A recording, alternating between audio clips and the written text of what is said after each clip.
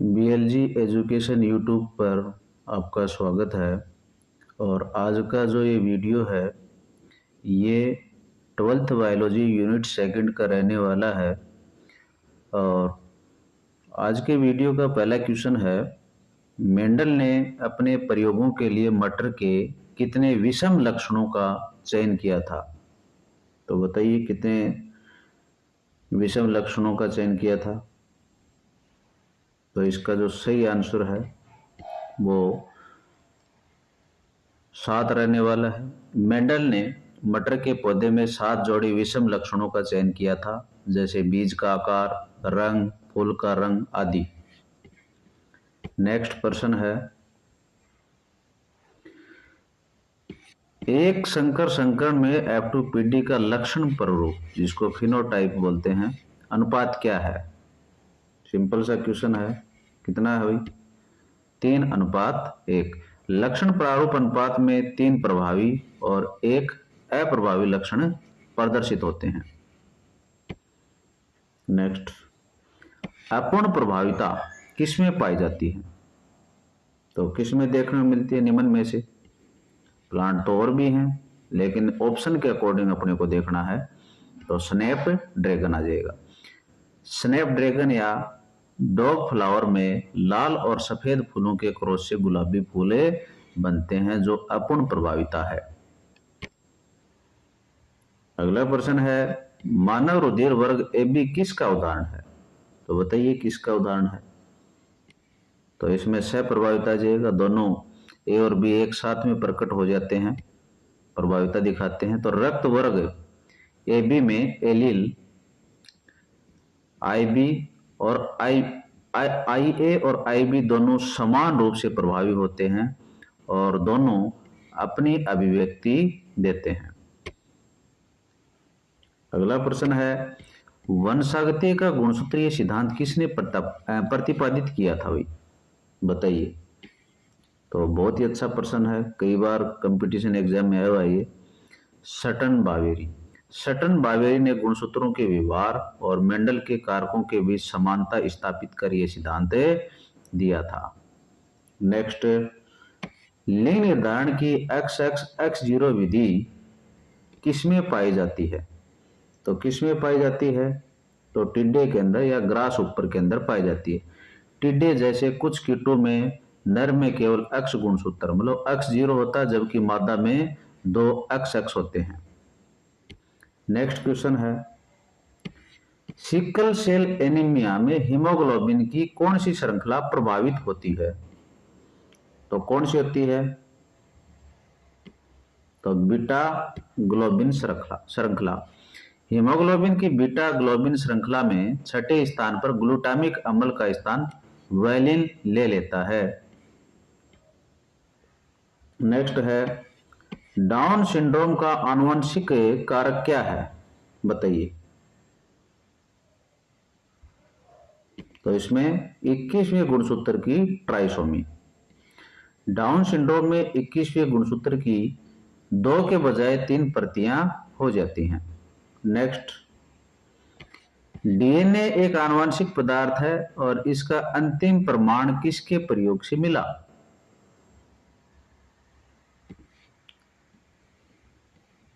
तो हर्शे और चेस ने बैक्टीरियोफेज पर प्रयोग करके निर्विवाद रूप से सिद्ध किया कि डीएनए ही क्या है? आनुवंशिक पदार्थ है। अगला प्रश्न है, डीएनए के डबल हेलिक्स मॉडल में 2 रज्जुकों के बीच की दूरी मतलब व्यास कितनी होती है? तो बताइए कितनी होती है? तो 2 रज्जुकों के बीच में तो व्यास कितना होता है इसका? 20 एंगस्ट्रॉम होता है। और त्रिज्या कितनी होती है? 10 एंगस्ट्रॉम होती है। नेक्स्ट, यूकैरियोटिक या यूकैरियोट्स में डीएनए पैकेजिंग की मूल इकाई क्या कहलाती है? बताइए क्या कहलाती है भाई? तो न्यूक्लियोसोम। हिस्टोन प्रोटीन के चारों ओर लिपटे डीएनए की संरचना न्यूक्लियोसोम कहलाती है, जो पैकेजिंग की क्या होती है? मूल इकाई है। नेक्स्ट क्वेश्चन है, डीएनए प्रतिकृति मतलब रेप्लिकेशन किस दिशा में होती है? तो किस दिशा में होती है? तो आपका सही आंसर रहने वाला है 5 से 3 की दिशा में। नए रज्जुक का संश्लेषण हमेशा 5 से 3 दिशा में होता है। नेक्स्ट, प्रारंभिक कोडोन AUG किस अमीनो अम्ल को कोड करता है? तो किसको करता है? तो मेथियोनिन को करता है। AUG दोहरे कार्य करता है, ये प्रारंभिक कोडोन है और मेथियोनिन को कोड करता है। नेक्स्ट, लैक ओपेरोन में रिप्रेसर प्रोटीन कहां जुड़ता है? तो बताइए कहां जुड़ता है? तो ये ऑपरेटर क्षेत्र से जुड़ता है। रिप्रेसर प्रोटीन ऑपरेटर क्षेत्र से जुड़ करके आरएनए पॉलीमरेज का रास्ता रोकता है। नेक्स्ट क्वेश्चन है, VNTR का पूरा नाम बताना भाई। तो क्या होता है? Variable number tandem repeats. और ये DNA फिंगरप्रिंटिंग का क्या है? आधार है। अगला प्रश्न है, जीवन की उत्पत्ति के समय आदिम वातावरण में कौन सी गैस अनुपस्थित थी? तो कौन सी थी? मुक्त ऑक्सीजन। आदिम वातावरण अपचायक था और उसमें मुक्त ऑक्सीजन नहीं थी। नेक्स्ट, समजात अंग किसकी ओर संकेत करते हैं? किसकी ओर संकेत करते हैं भाई? तो ये अपसारी विकास की तरफ संकेत करते हैं। समजात अंग समान पूर्वजता और अलग अलग कार्यों के लिए अनुकूलन मतलब अपसारी विकास को दर्शाते हैं। नेक्स्ट, डार्विन की फिंच मुख्य रूप से किसके लिए अनुकूलित हुई? तो किसके लिए? भोजन की आदतों मतलब चोंच के आकार के लिए। गैलापागोस द्वीप पर उपलब्ध विभिन्न प्रकार के भोजन जैसे बीज, कीड़े, फल के अनुसार उनकी चोंच का आकार बदल गया।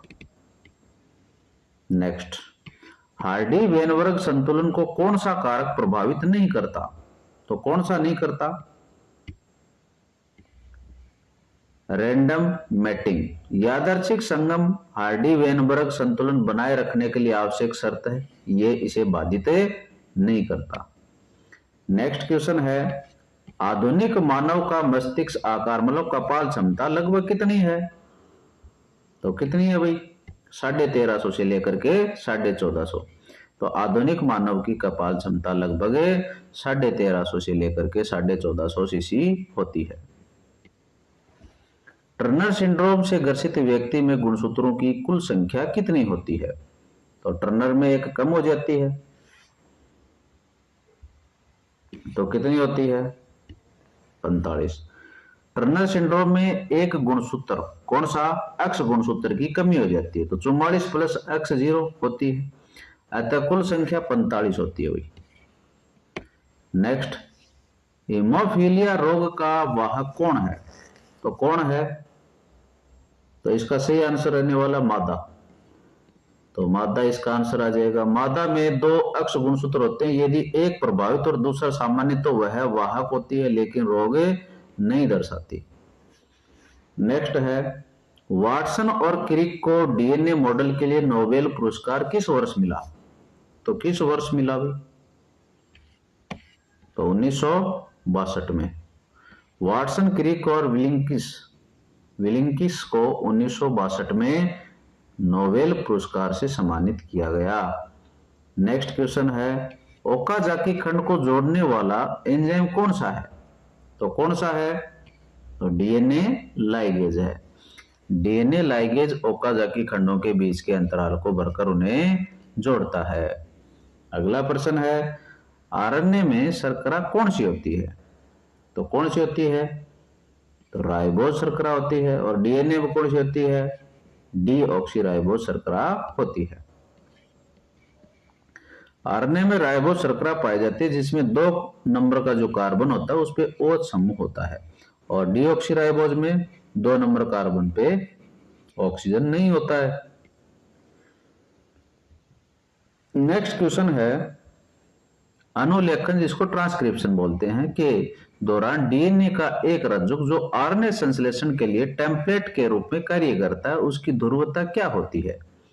तो क्या होती है भाई? तो ये टेम्पलेट वाला क्या हो जाएगा, उल्टा हो जाएगा। टेम्पलेट रज्जु की ध्रुवता 3 से 5 होती है ताकि आरएनए 5 से 3 दिशा में बन सके। नेक्स्ट, ये सिंपलिसिंग की प्रक्रिया में क्या हटाया जाता है, बताइए किसको हटाया जाता है। तो आपने देखा होगा इंट्रोन एक्सोन, जैसे एमआरएनए का निर्माण होता है उस समय की बात है। मिथाइल ग्वानिसिन ट्राइफॉस्फेट 5th समूह की तरफ जुड़ता है और फिर वहां पर जैसे इंट्रोन और एक्सोन को अलग करना होता है ना, तो एक्सोन तो अनुलेखन की प्रक्रिया में भाग लेते हैं और इंट्रोन नहीं लेते हैं, इनको हटा दिया जाता है। तो इंट्रोन नॉन कोडिंग अनुक्रम होते हैं जिन्हें परिपक्व एमआरएनए बनने से पहले हटा दिया जाता है। अगला क्वेश्चन है, लैक ओपेरोन में जेड जीन किस एंजाइम का कूट लेखन करता है। तो किसका करता है, तो बीटा गैलेक्टोसिडेज का। जेड जीन बीटा गैलेक्टोसिडेज का निर्माण करता है जो लैक्टोज को तोड़ता है। मानव जीनोम में सबसे बड़ा जीन कौन सा है, तो कौन सा है, डिस्ट्रोफिन है। डिस्ट्रोफिन जीन मानव जीनोम का सबसे बड़ा जीन है, लगभग 2.4 मिलियन इसमें सार होते हैं। अगला क्वेश्चन है, योग्यतम की उत्तरजीविता का विचार सबसे पहले किसने दिया। तो किसने दिया भाई, तो हर्बर्ट स्पेंसर ने दिया था, ने इस वाक्यांश का सर्वप्रथम प्रयोग किया था भाई। नेक्स्ट, इनमें से कौन सा समवर्ती अंग का उदाहरण है, तो बताइए कौन सा है। तो इसके अंदर कौन सा आना चाहिए, तो ये आ जाएगा तितली के पंख और पक्षी के पंख। तो दोनों का कार्य उड़ना है लेकिन संरचना और उत्पत्ति क्या होती है, भिन्न है, अतः ये क्या है, समवर्ती अंग है। नेक्स्ट, जीवाश्मों की आयु निर्धारण के लिए कार्बन के किस समस्थानिक का उपयोग किया जाता है। तो आप बताएंगे सही आंसर, तो कौन सा आ जाएगा, देखिए हिंट देख सकते हो आप, यह रेडियोधर्मी कार्बन है, तो कौन सा हो सकता है, तो C14 आ जाएगा। रेडियोधर्मी होता है और इसका 6 काल आयु निर्धारण में मदद करता है।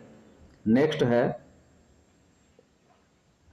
उत्परिवर्तन, जिसको म्यूटेशन बोलते हैं, का मुख्य कारण क्या है, इसका मुख्य कारण बताना आपको।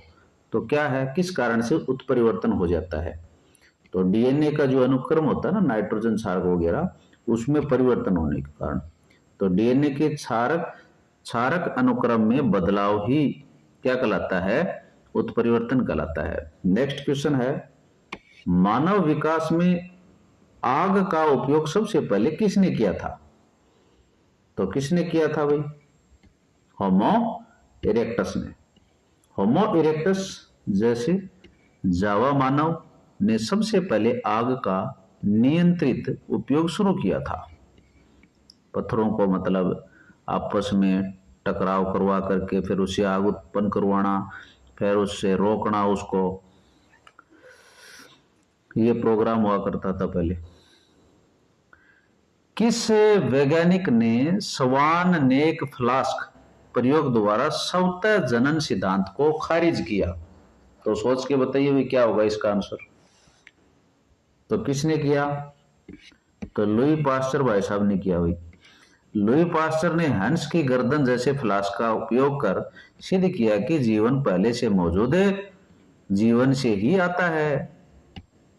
नेक्स्ट क्वेश्चन, पॉलीजेनिक वंशागति का उदाहरण है, तो कौन है, तो बहुत सारे जीन मिलकर के एक ही कैरेक्टर को क्या है निर्धारित करें, तो ऐसा कौन हो सकता है, मानव त्वचा का रंग और एक गेहूं का रंग हो जाएगा। मानव त्वचा का रंग कई जीनों मतलब ABC द्वारा नियंत्रित होता है।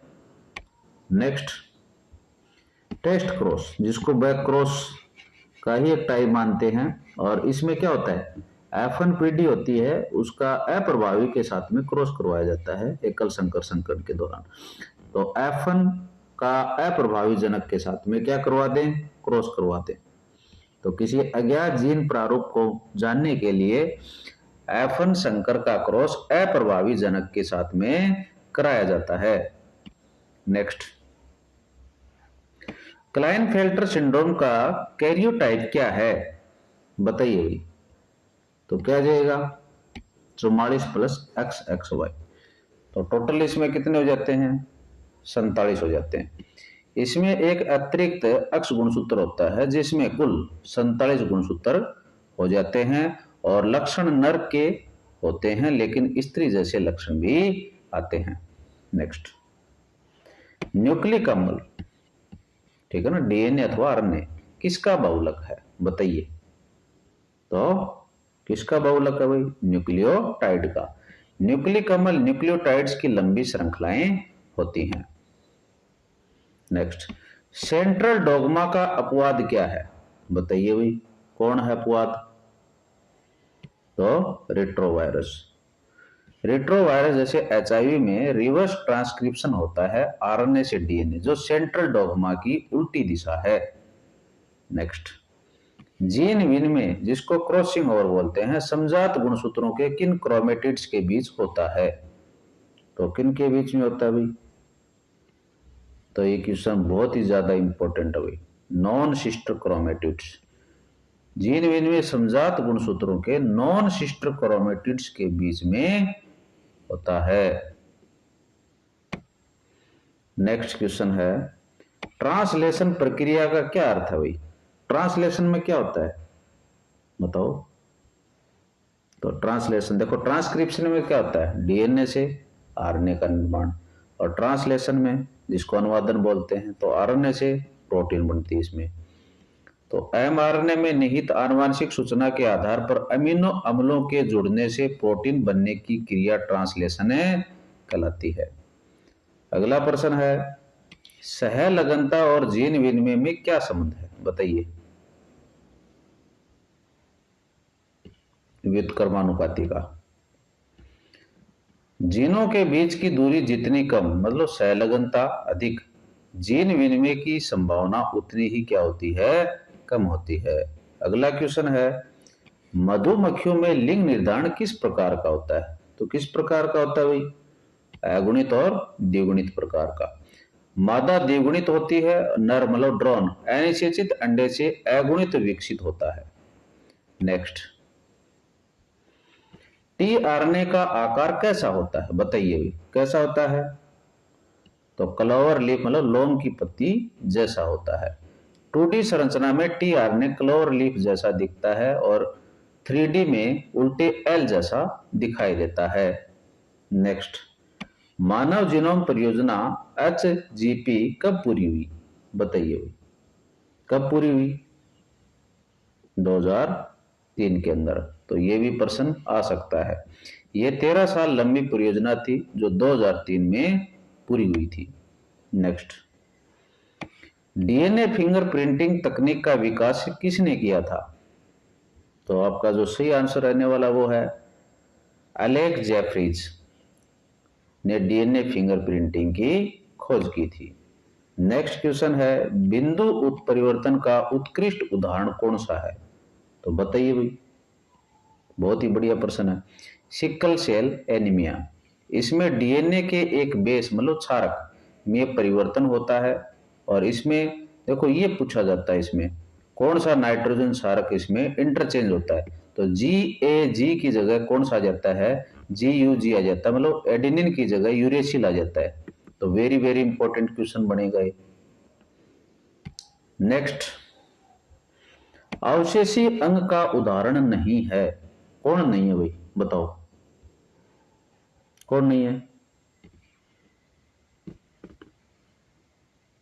तो कौन सा करें इसमें, नाखून। नाखून कार्यात्मक है, अवशेषी नहीं है भाई। अक्कलदाढ़ भी है, कर्मी रूपी परिशेषिका भी है, निमेशक पटल भी है, लेकिन नाखून नहीं है क्योंकि नाखून कार्यात्मक है, बढ़ता रहता है, अवशेषी नहीं है।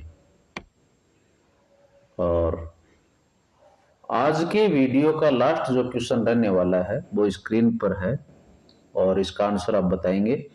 जैव विकास की इकाई क्या है, बताइए क्या है। तो पॉपुलेशन समष्टि है। तो विकास समष्टि स्तर पर होता है जब एलील आवृत्ति बदलती है। तो इस प्रश्न के साथ में आज की ये जो यूनिट सेकंड थी 12th क्लास की, ये कंप्लीट होती है। और अगले वीडियो में अपन फिर से मिलेंगे। तब तक जय हिंद, जय भारत।